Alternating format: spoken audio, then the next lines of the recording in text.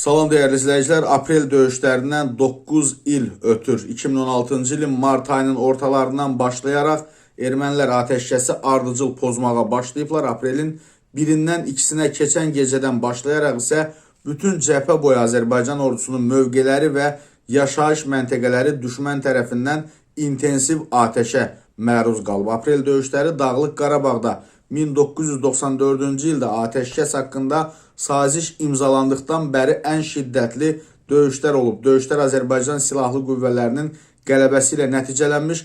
Tərtər rayonunun Talış kəndi ətrafındakı yüksəkliklər və Seysulan kəndi, Cəbrayıl rayonunun Lələtəpə yüksəkliyi və Cocuq Mərcanlı, Goranboy rayonunun Gülüstan kəndi, Tərtər rayonunun Qazaxlar kəndi və Tərtər rayonunun Madagiz kəndi istiqamətlərində yollar düşməndən azad edilib. Azərbaycanın qarşıdurma xəttinə yaxın yaşayış məntəqələrinin bombalanması nəticəsində aralarında 16 yaşdan kiçik 2 uşaq olmaqla 6 mülki şəxs həlak olub, 26 şəxs ağır yaralanıb. Döyüşlərdə ermənilərə məxsus 30 tank, 15-ə qədər artilleriya qurğusu və möhkəmləndirilmiş mühəndis qurğuları məhv edilib.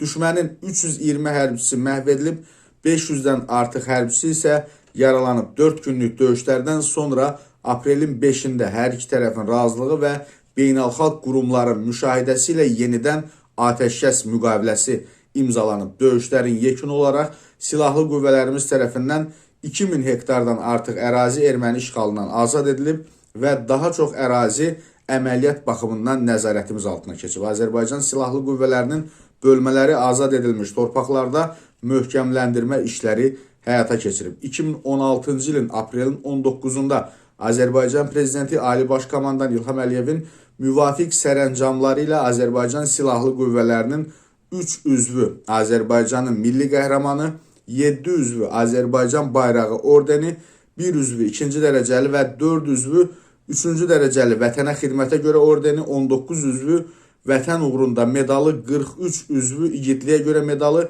45 üzvü hərbi xidmətlərə görə medalı, 2 üzvü general-mayor ali hərbi rütbəsi ilə mükafatlandırılıb.